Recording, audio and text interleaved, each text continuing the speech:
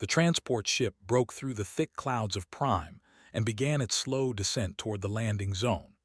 Inside the small cabin, Daniel Cole sat near the window and watched the alien world reveal itself below. Vast forests of purple trees stretched across the landscape, broken only by jagged mountain ranges and rivers that glowed faintly green under the dim light of the planet's distant sun.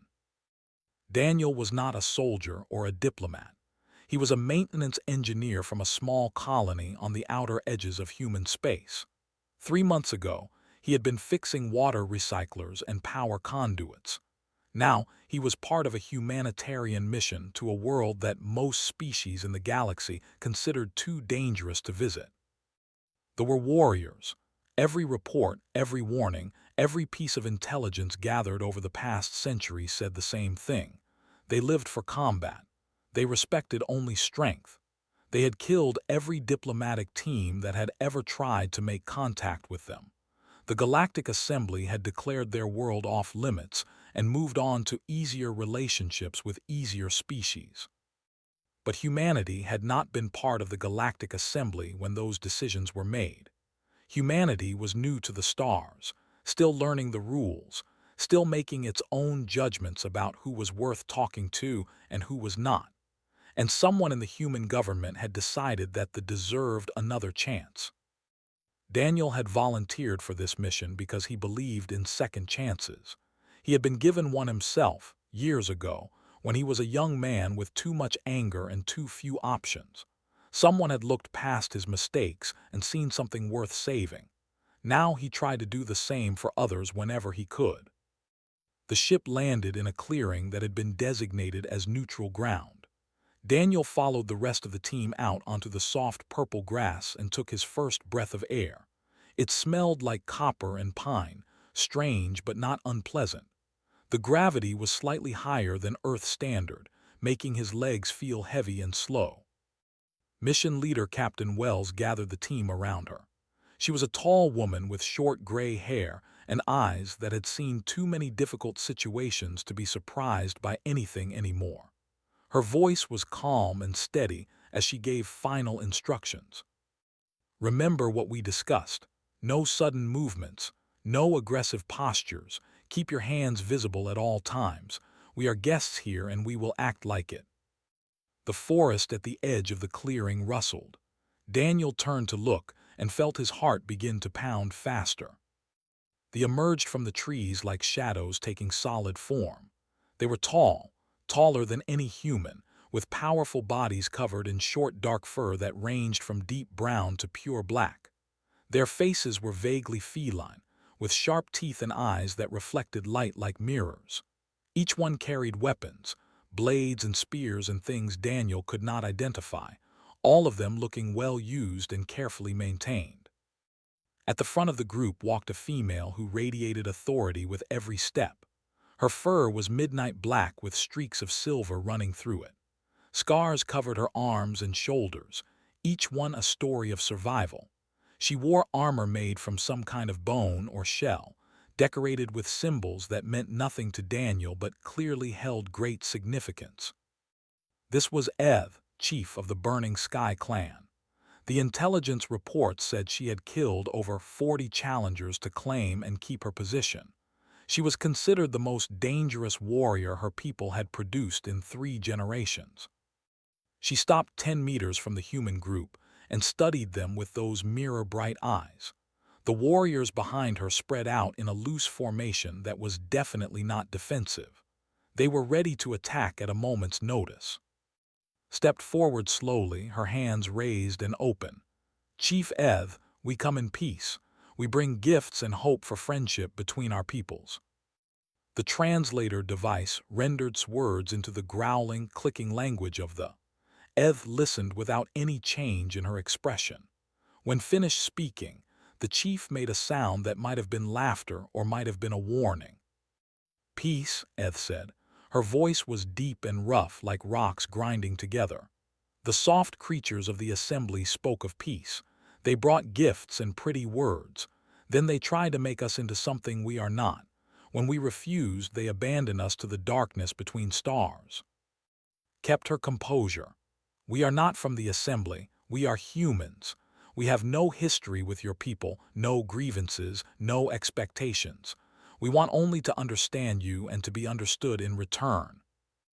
Understanding. Eth rolled the word around like she was tasting it. What do you understand of strength? What do you understand of honor? What do you understand of the warrior's path? Daniel watched the exchange from his position near the back of the group. He could see the tension building on both sides. The warriors were growing restless, their grips tightening on their weapons. Some of the human team members were starting to look nervous, their hands drifting toward equipment that could double as makeshift weapons. This was going to go wrong. He could feel it. Something would happen, someone would make a mistake, and all of them would die on this purple grass under an alien sun. Eth took a step forward, then another. She was moving directly toward, her eyes fixed on the human woman with predatory intensity. Two of the human security officers shifted to intercept, their training overriding their fear. "No," said sharply, "stand down." They hesitated, but they obeyed. Eth stopped directly in front of, close enough to touch, close enough to kill with a single movement. The chief towered over the human woman by nearly half a meter. "You do not run," Eth observed. "You do not beg. You stand your ground even though you know you cannot defeat me." "Running would not save me," replied steadily, "and begging would dishonor both of us." Something shifted in Eth's mirror-bright eyes.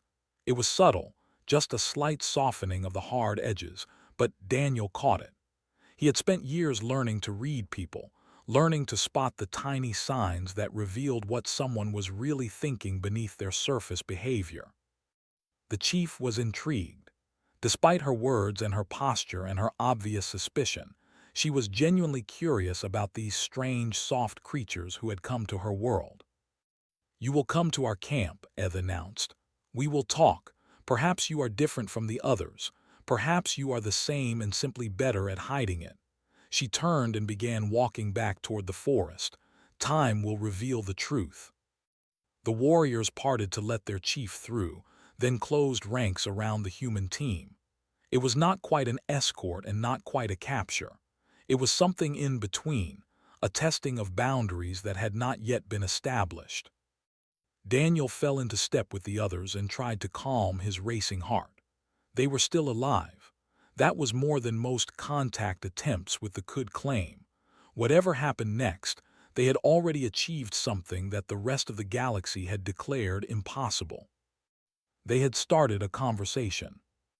The camp was larger and more complex than Daniel had expected.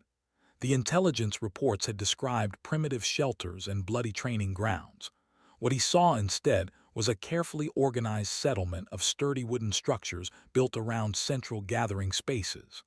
Smoke rose from cooking fires where food was being prepared. Children played under the watchful eyes of elderly whose fighting days had passed. Craftspeople worked at their trades in open workshops, creating tools and clothing and artwork. It was a community, a real, living community with all the complexity and warmth that implied. Daniel felt something loosen in his chest as he watched a young child chase a small, furry animal across the central square, laughing in a way that sounded almost human. The human team was given quarters in a large building near the edge of the camp. The rooms were simple but comfortable, with beds made from woven plant fibers and windows that looked out over the purple forest. Guards were posted outside, but they seemed more ceremonial than threatening. Over the following days, Captain Wells worked with Eth's advisors on the framework for possible cooperation between humans and the discussions were difficult and slow. They had learned to distrust outsiders through bitter experience, and every proposal was examined for hidden dangers and secret motives. Daniel found himself with little to do during the formal negotiations. He was an engineer, not a diplomat, so he wandered the camp when he was allowed, observing and learning, trying to understand these people who had been labeled monsters by the rest of the galaxy. He noticed things that the official reports had missed or ignored. The way parents held their children with gentle protectiveness. the way elderly warriors were treated with deep respect and given positions of honor, the way disputes were settled through structured rituals rather than random violence. There were rules here, traditions, a moral code that outsiders had never bothered to learn. On the fourth day, Daniel was watching a group of young practice combat techniques when Eth herself appeared beside him. He had not heard her approach, which was unsettling given her size. She moved like smoke, silent and fluid despite her powerful frame. "You watch our young ones," she observed. Her voice was quieter than before, almost conversational. "They are impressive," Daniel replied carefully, "strong and fast and disciplined. They must be. Weakness is death. The galaxy taught us this lesson long ago." Daniel turned to look at her directly. Up close, he could see that her scars were not just marks of combat. Some of them were old, very old, from a time before she became chief. She had been fighting her whole life. "What happened?" he asked. "Between your people and the assembly, I mean. The reports say that diplomatic contact failed, but they do not explain why." Eth was silent for a long moment. Her mirror-bright eyes watched the young warriors going through their forms, but Daniel could tell her mind was somewhere else entirely. "We were not always warriors," she finally said. The words seemed to cost her something, as if she were sharing a secret that carried weight and pain.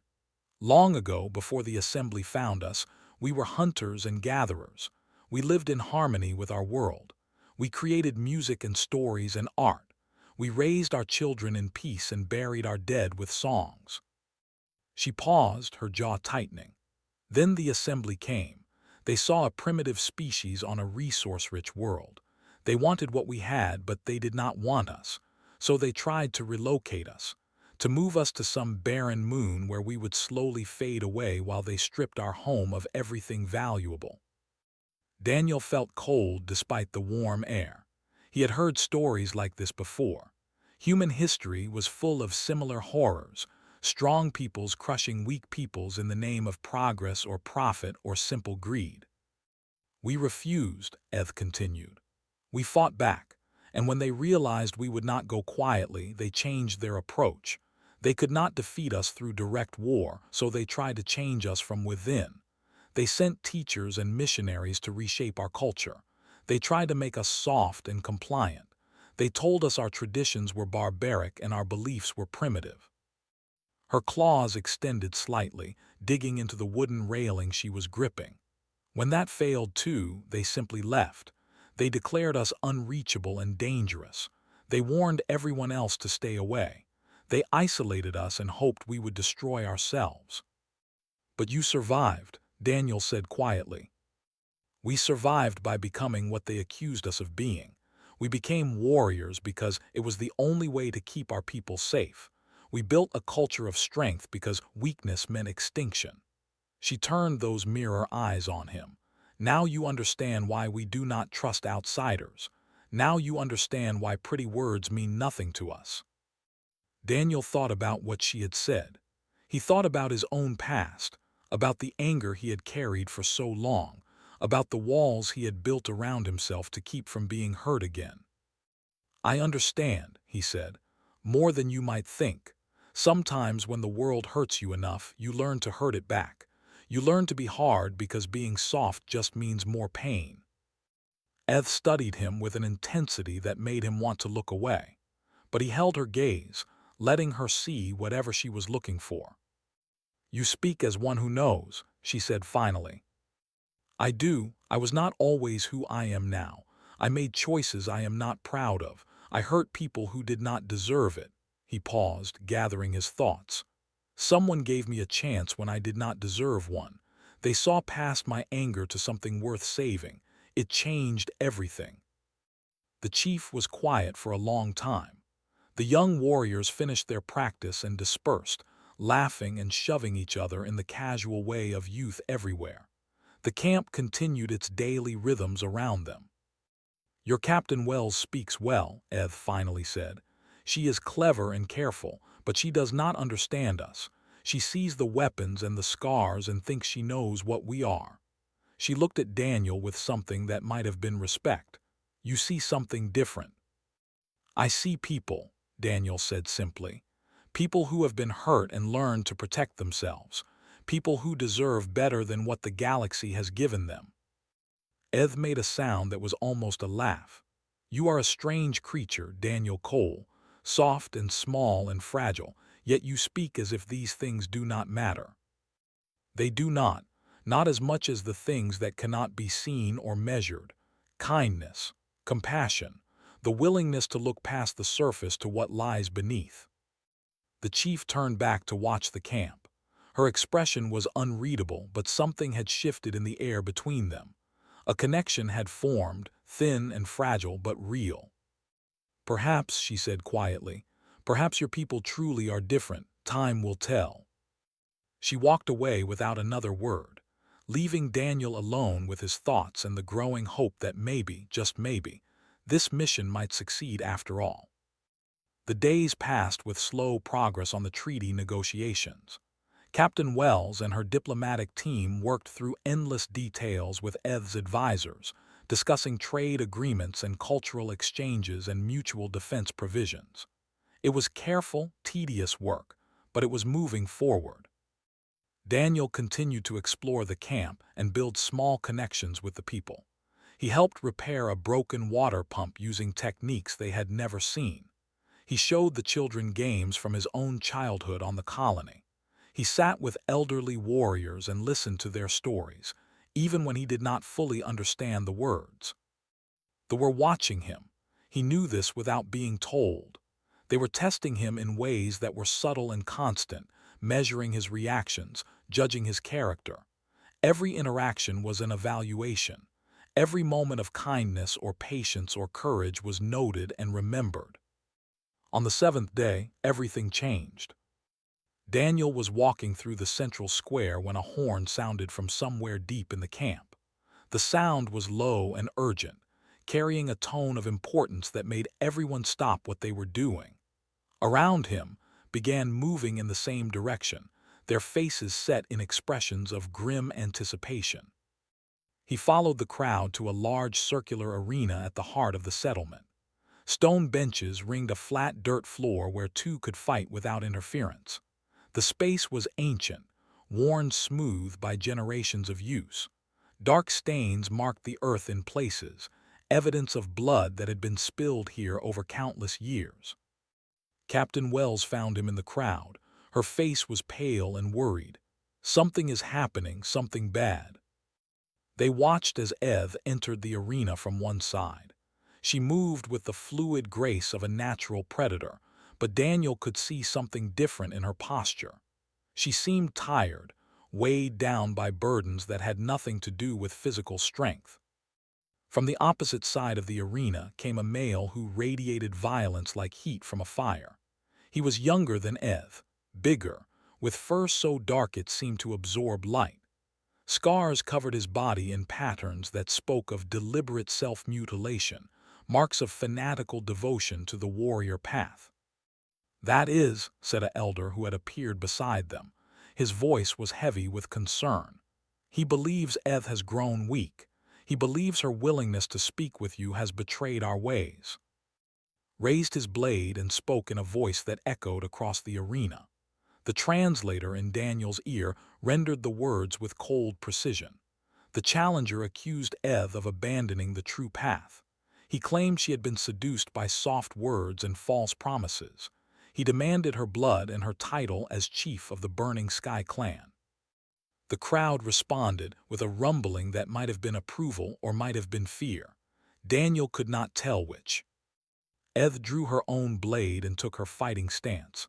She showed no fear, no hesitation, but Daniel saw what others might miss: the slight favoring of her left side from an old injury, the tension in her shoulders that spoke of exhaustion, the weight of years pressing down on her.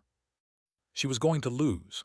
He knew it with cold certainty, was younger and stronger and burning with righteous fury. Eth had been chief for too long, had carried too many burdens, had sacrificed too much of herself to maintain her position. The fight began with brutal speed. attacked immediately, driving Eth back with a flurry of strikes that she barely managed to deflect. The sound of metal on metal rang across the arena. The crowd watched in tense silence. Daniel felt his hands clenching into fists. This was wrong. All of it was wrong. Eth had risked everything to give humanity a chance, and now she was going to die for it. Captain Wells gripped his arm. There is nothing we can do. This is their way. If we interfere, we lose everything. She was right.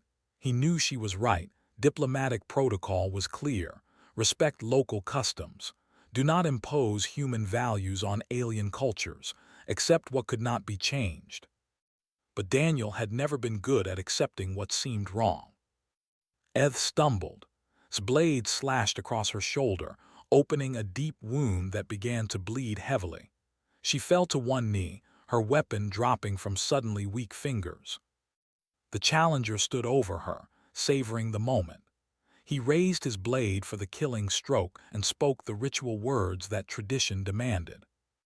Any who wish to speak for this failed chief may do so now, or she dies where she kneels. The arena fell silent. No moved. Speaking for a defeated chief was a death sentence. It meant taking on the challenger yourself, fighting a battle you could not win. No one would throw their life away for a leader who had already lost. Daniel pulled free from Captain Wells and stepped into the arena. The silence that followed was absolute. Every stared at the small, soft creature who had just done the impossible.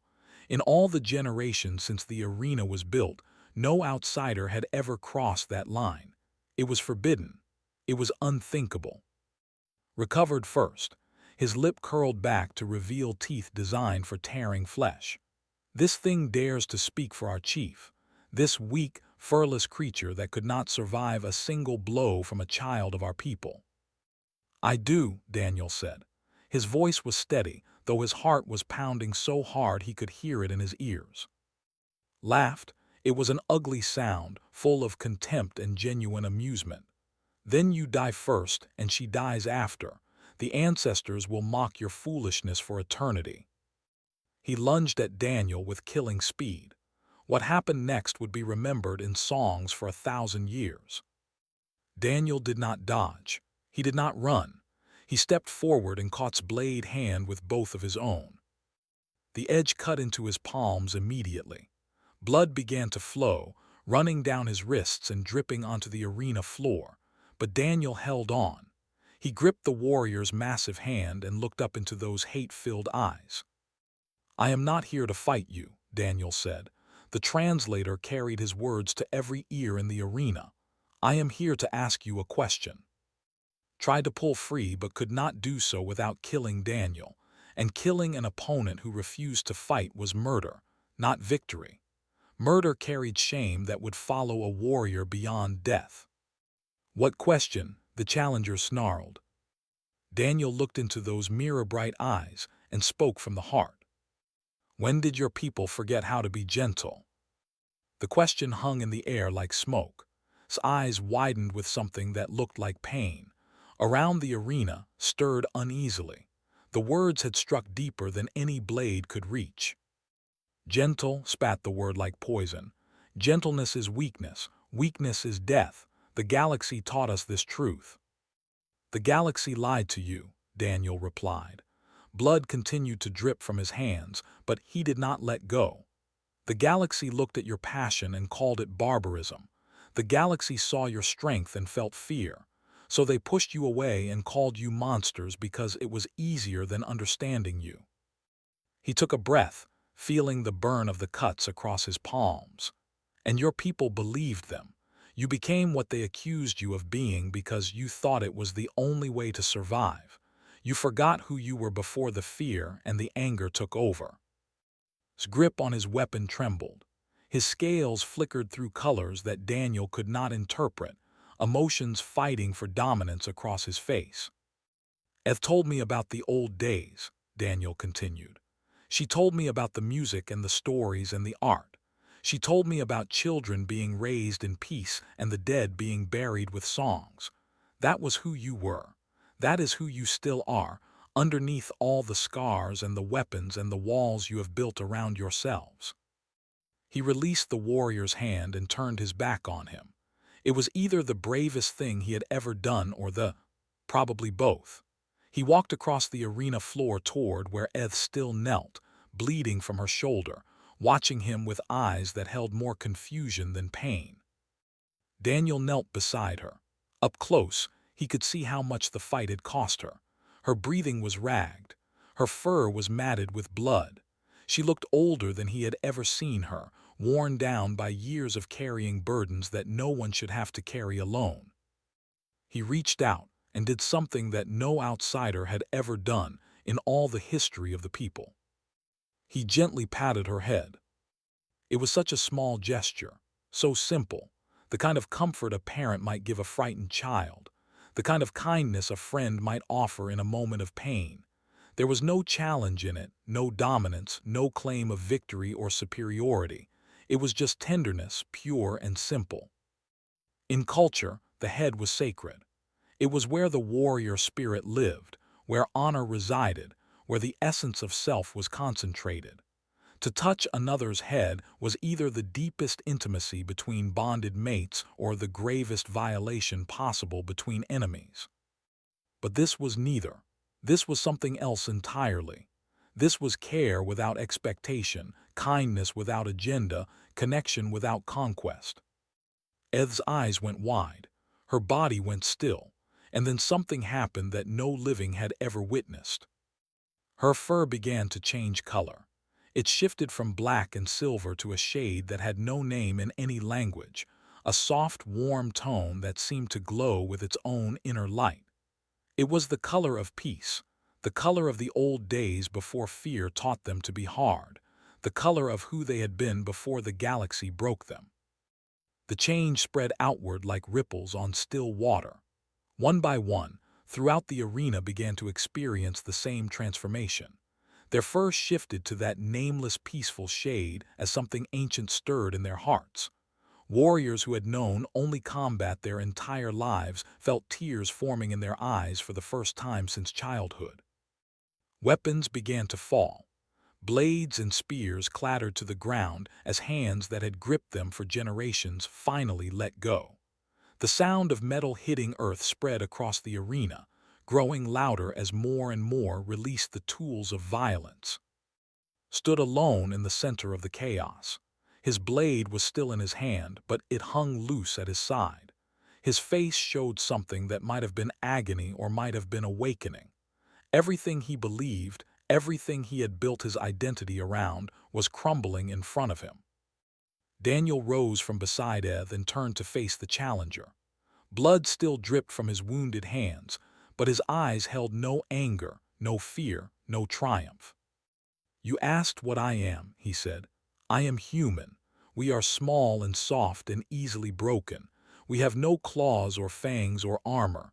We survive by caring for each other, by protecting those who need protection, by choosing kindness even when it costs us." He gestured at the around them, at the weapons on the ground, at the tears streaming down fierce warrior faces. "Your people knew this once. They can know it again. The galaxy does not get to decide who you are. Only you can decide that." His blade fell from his hand. His fur shifted to that same peaceful color that now covered nearly everyone in the arena. He sank to his knees, not in defeat but in something that looked almost like relief. "I do not know how to be anything else," he said. His voice was broken, lost. "Fighting is all I know. Anger is all I have." Daniel walked to him and did something that made the entire arena hold its breath. He knelt in front of the warrior who had tried to kill him moments ago and placed a gentle hand on his shoulder. "Then we will help you learn," Daniel said simply. "That is what friends do." Captain Wells stood at the edge of the arena with tears running down her own face. She had witnessed treaties signed and alliances formed across a dozen worlds. She had seen history made more times than she could count. She had never seen anything like this. They were weeping openly now. Great warriors who had faced death without flinching sobbed like children as emotions they had suppressed for generations finally broke free.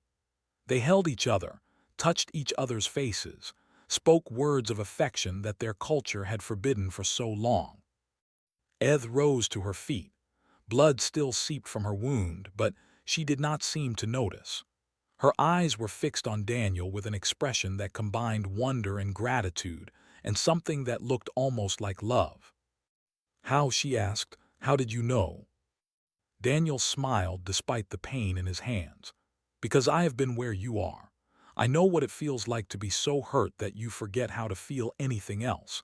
And I know that sometimes all it takes is one person showing you that kindness still exists." He looked around at the transformed arena, at the weapons scattered across the ground, at the embracing each other with the desperate relief of prisoners finally freed. "Your people were never monsters," he said. "They were just hurt, and hurt can heal if you let it."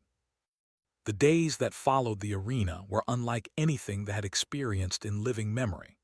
Warriors who had known only combat began to rediscover pieces of themselves that had been buried for generations. Elderly, who remembered the old ways, emerged from their quiet corners to teach songs and stories that had been forbidden for so long. Children learned new games that did not involve fighting. Daniel's hands healed slowly. The camp's healers wrapped them in poultices made from local plants that numbed the pain and promoted rapid tissue growth. Eth herself came to check on him every day, sitting beside his bed and talking for hours about everything and nothing. "You saved my life," she said one evening as the sun set outside his window. "More than that, you saved my people. We owe you a debt that can never be repaid." Daniel shook his head. "You do not owe me anything. I did what anyone should do when they see someone in pain. I tried to help." "That is not true. Many have seen our pain over the years. They turned away or used it against us. You are the first who tried to heal it." She was quiet for a moment, her fur rippling through shades of that new peaceful color that still amazed Daniel every time he saw it. When she spoke again, her voice was softer. "I have been chief for 20 years. I have killed more challengers than I can count. I have carried my people through famines and plagues and attacks from those who wanted our world. I thought strength was all I had to offer." She looked at him with those mirror-bright eyes. "You showed me that I was wrong. Strength was never what my people needed most. They needed permission to be vulnerable. They needed to know that softness was not the same as weakness." Daniel thought about his own journey, about the anger he had carried for so many years, about the walls he had built around his heart. He thought about the person who had first shown him kindness when he did not deserve it, who had seen past his sharp edges to the wounded soul beneath. "We are more alike than you know," he said. "Humans, and I mean.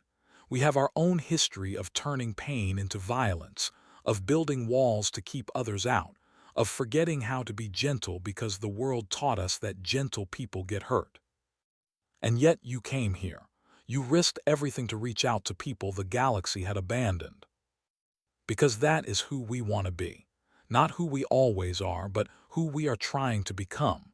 A species that does not give up on others, even when giving up would be easier."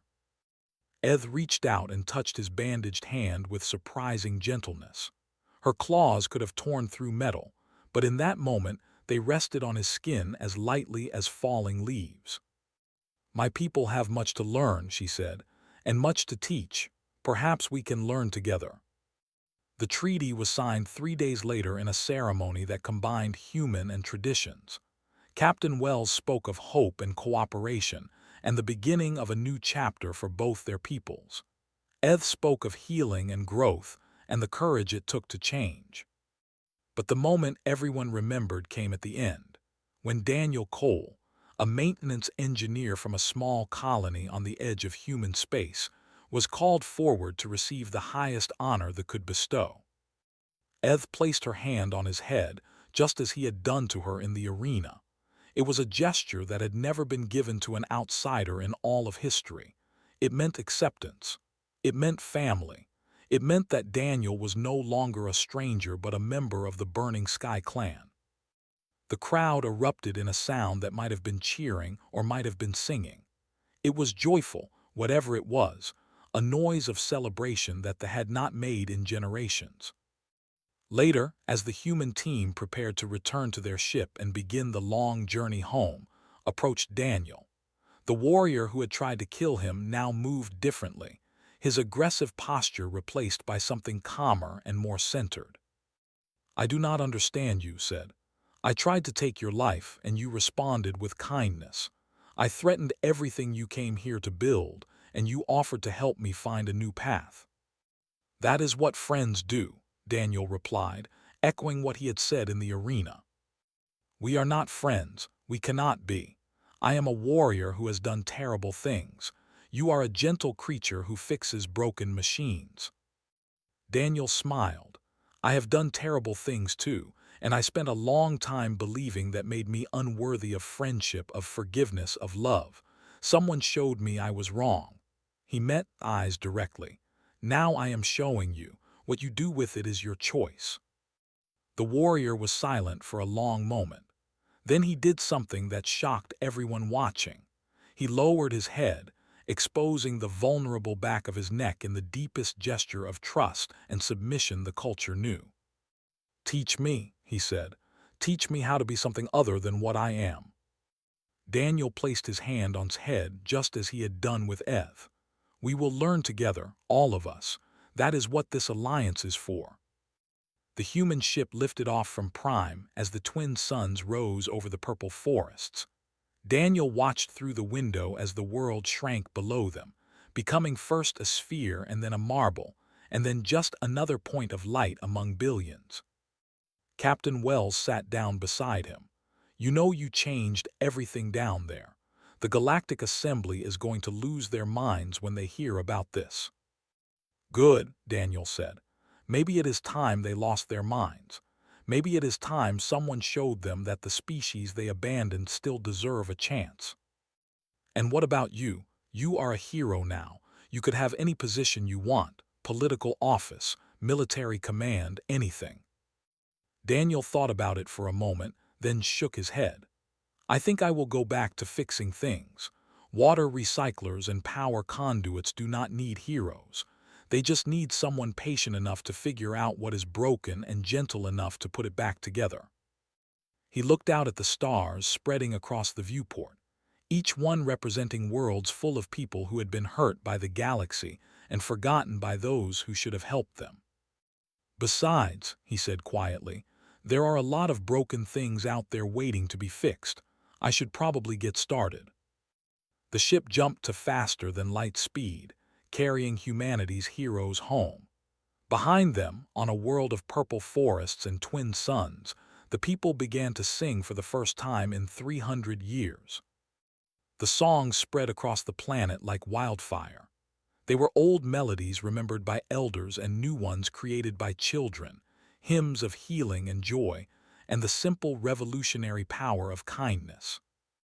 And at the heart of every song was the story of a soft, small, fragile creature who had walked into an arena of death and reminded an entire civilization how to be gentle.